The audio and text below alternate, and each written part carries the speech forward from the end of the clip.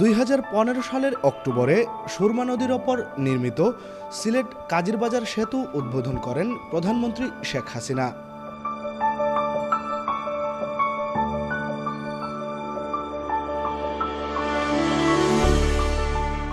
4 লেনের 366 মিটার লম্বা সেতুটি নির্মাণে খরচ হয় 140 কোটি টাকা।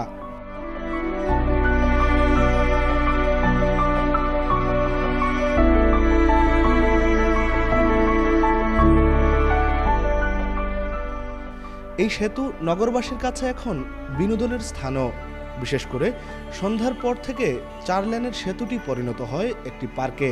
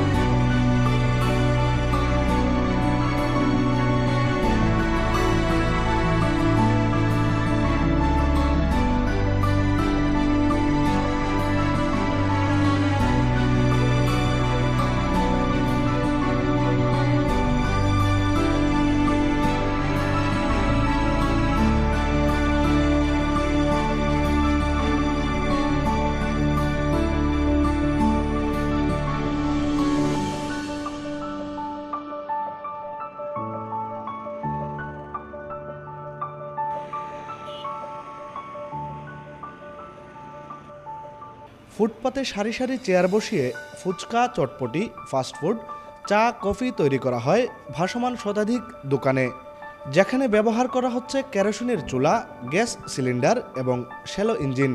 পর্যটকদের গাড়িও পার্ক করা হচ্ছে সেতুর ওপর।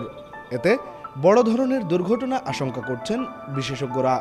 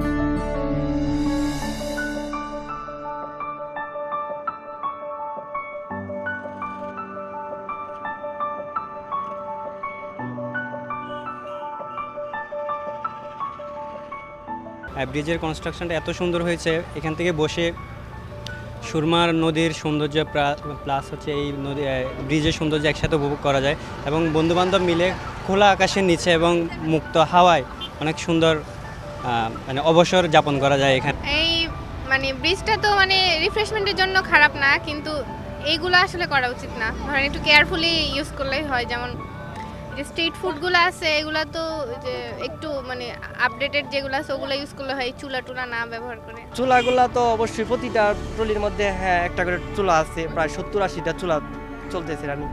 তো এটা অ্যাকচুয়ালি আমি জানি না কতটুকু লোড বহন করতে পারবে।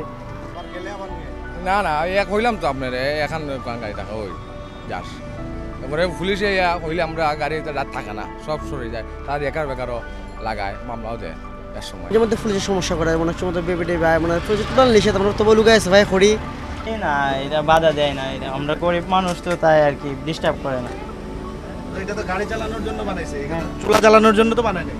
হ্যাঁ তা ঠিক আছে, হয়তো এইটার খাতিরে করতে হয় আর কি, গাড়ির জন্য এটা করতে হয়। যেটা ভয়ঙ্কর জিনিসটা হলো যে এমনি প্রবলেমেটিক না, কিন্তু যদি বাস্ট হয় এই স্ট্রাকচারের প্রচণ্ড ক্ষতি হবে।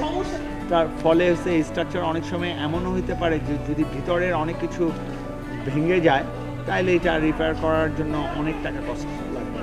রেক্টোফিটিংয়ের মাধ্যমে যদি এটা রিপেয়ার করতাম, তো তার এটা আমি কেন একটা ব্রিজের উপরে জেনারেলি সিলিন্ডার এগুলির ব্যবসা হয় না। ব্রিজের উপরে কোনো রকমের ধার্য পদার্থ জাতীয় জিনিস নিয়ে ব্যবসা করা ঠিক না। এটা বন্ধ করতে হবে। আমরা কোনো কিছুই করতে পারি না, একটা উচ্ছেদ অভিযান করতে গেলে আমরা পুলিশ থাকার পরেও আমরা করতে পারি না, কারণ পুলিশ তাদের ম্যাজিস্ট্রেট পুলিশ প্রশাসন দেবে, ম্যাজিস্ট্রেট দেবে, তারপরে আমরা উচ্ছেদ অভিযান। বিস্ফোরণ তো যে কোনো জায়গায় ঘটে, তখন সেটা তো যে কোনো জায়গায় সমস্যা হতে পারে, সেটা ব্রিজ কেন, যে কোনো জায়গায় বিস্ফোরণ ঘটলে সেটা তো সমস্যা হবেই। তাই এটা তো বলার অপেক্ষা রাখে না যে বিস্ফোরণ ঘটলে এটা ব্রিজের ক্ষতি হবে না, ব্রিজের ক্ষতি অবশ্যই হবে বিস্ফোরণ ঘটলে। তবে এখানে লোকজন এই ব্রিজের উপরে চলাফেরা করলে এটা সে ধরনের ভার বহন ক্ষমতা আছে, তবে ব্রিজের উপরে এই ধরনের কর্মকাণ্ড দেওয়া উচিত না, কারণ এটা তো গাড়ি চলাচলের জন্য।